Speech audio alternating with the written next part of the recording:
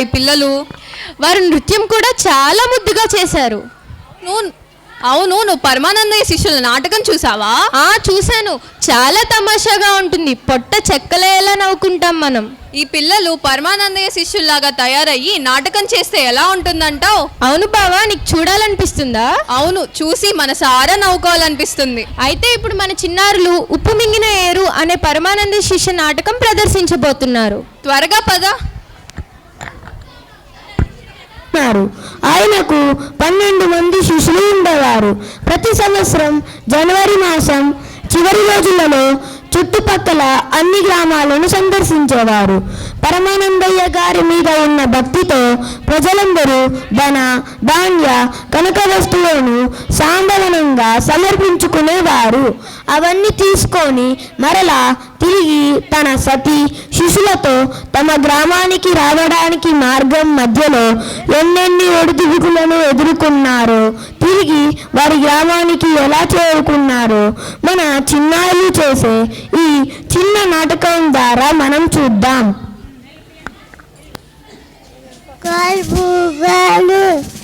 సంవత్సరం మనకు బాగానే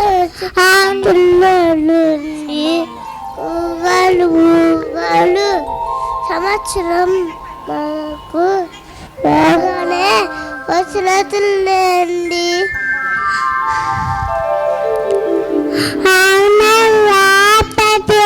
కంటే ఎక్కువగానే వచ్చాయి. ఇంకా పదండి వెళదాం. అందరూ కలిసి తిరిగి వెళ్లే మార్గంలో ఏరు అడ్డుకుంది. పైన ఎక్కడో పెద్ద చెరువు కట్ట తెగడంతో నీరంతా ఏటిలోకి వచ్చి ఏరు నిండుగా పారుతుంది. అప్పుడు శిష్యులందరూ భయపడుతూ మాట్లాడుకునే సంభాషణ.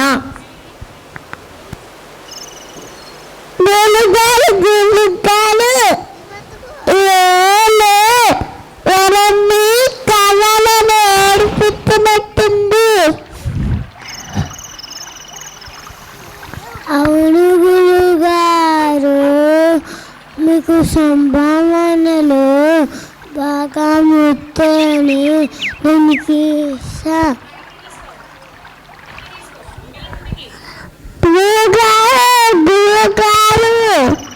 నమ్మల మీద కోపంగా ఉంది.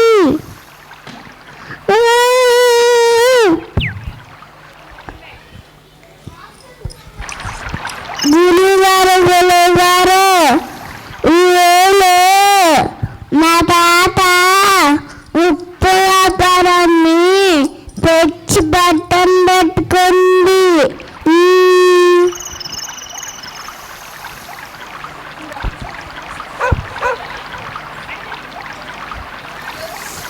చెప్పలేదనుకో మీ నాన్న చెప్తా.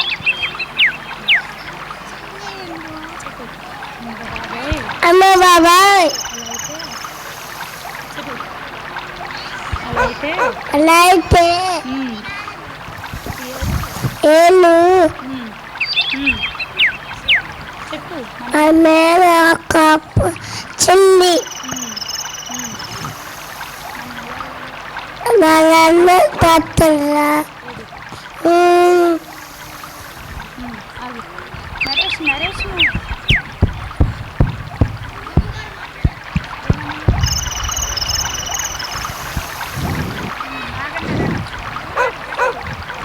కొంచెం సేపు ఆగండి, ఏదొక మార్గం ఆలోచిద్దాం.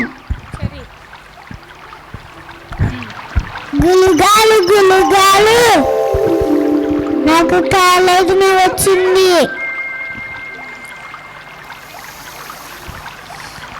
ఏంటి అది, తొందరగా చెప్పు.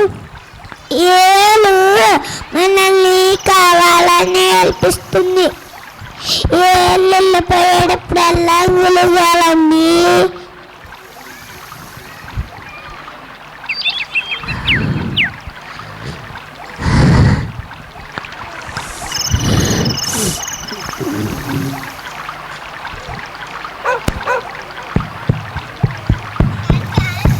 ఏరు నిద్రపో పోయిందని ఎలా తెలుసుకోవాలి అని మళ్ళీ అందరూ కలిసి మరో కొంచెం సేపు ఆలోచనలో పడిపోయారు.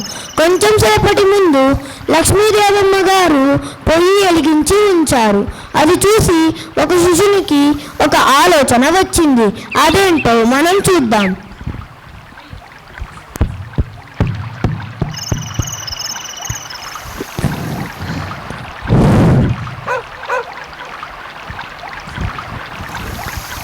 అవులే అన్నలు,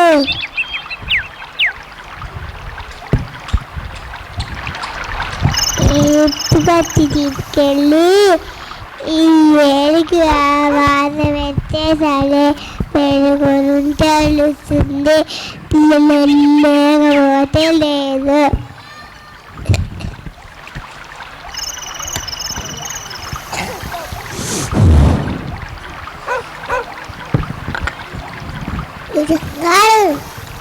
గురుగారు ఆగండి, ఇలా నేను పిలిచేస్తాను.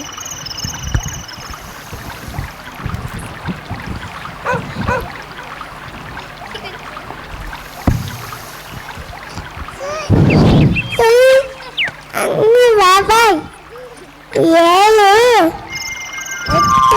వెళ్తా ఉన్నా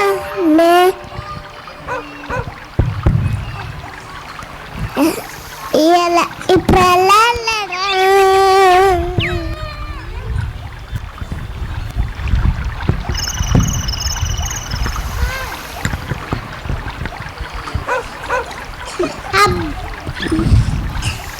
అబ్బాయిలు చింతలు తాగుతూ చీకటి పడిందంటే దయ్యాలు వస్తాయి.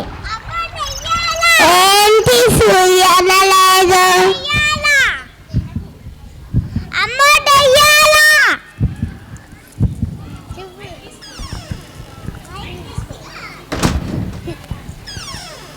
అమ్మో దయ్యాల!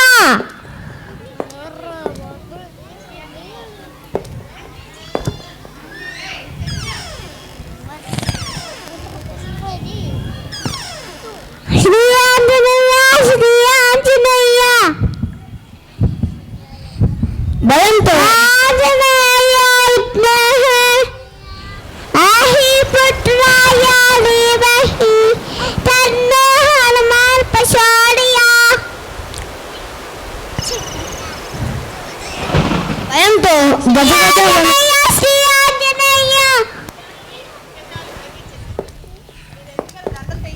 భయంతో గజగజ వణుకుతూ ఏడుస్తున్నారు.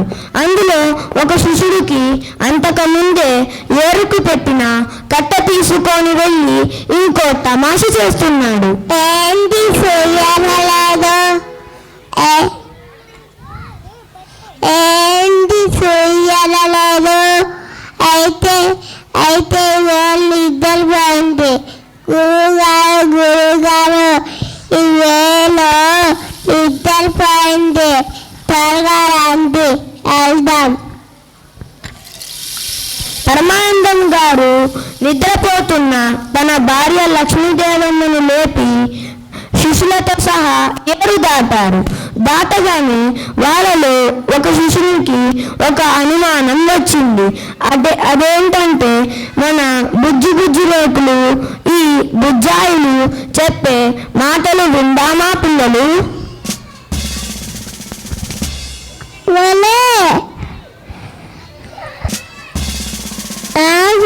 ఆగండి, నేను వెళ్ళి లెక్కపోతాను.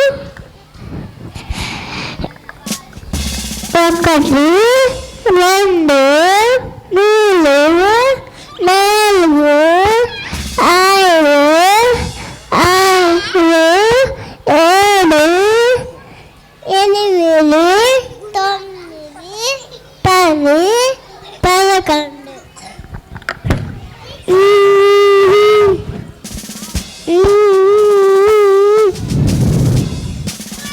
మనలో ఒక వేలు మింగేసిందా? మనలో ఒక వేలు మింగేసిందా? ఆగండిలా, నేను లెక్క పెడతాను. 1 2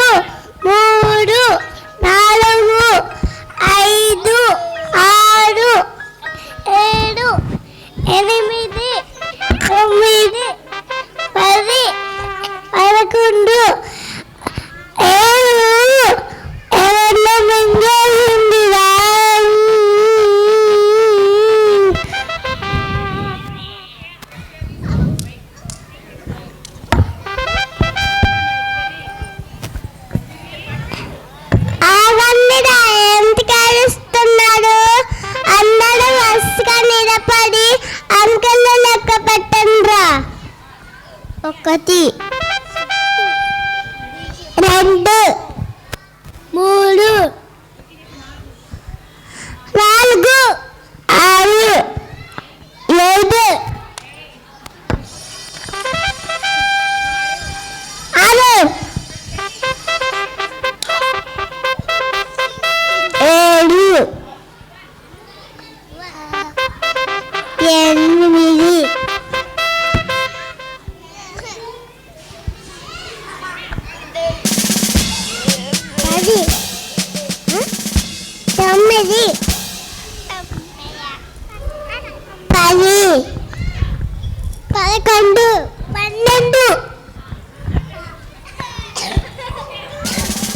అందరూ ఉన్నారు కదా, మీరు వాళ్ళ శిష్యులు. ఏదైతే ఏమి, చివరికి అందరూ కలిసి ఏదో రకంగా ఏరు దాటి తమ గ్రామానికి చేరుకున్నారు. అప్పటి వరకు వాళ్లకు పేరు లేకపోవడం వల్లనే ఇదంతా జరిగిందని లక్ష్మీదేవమ్మ వాళ్ళందరికీ నామకరణం చెయ్యాలని నిర్ణయం తీసుకున్నారు. మొత్తానికి గురువు శిష్యులు ఇద్దరికిద్దరు తికమకమై ఉన్నారు.